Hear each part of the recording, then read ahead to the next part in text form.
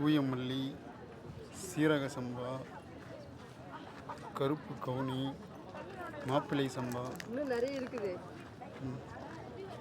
இருக்கா? கருங்குரவை, கருந்துறவை, கருங்குரவை, காட்டியானம், காட்டியானம்.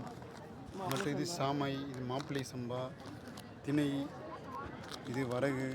ஃபோனில் சொல்லி வைக்கிறீங்களா? சரி. சாமை புழுங்கல், வரகு சாமை, குதிரைவாலி புழுங்கல், இது நவாரா,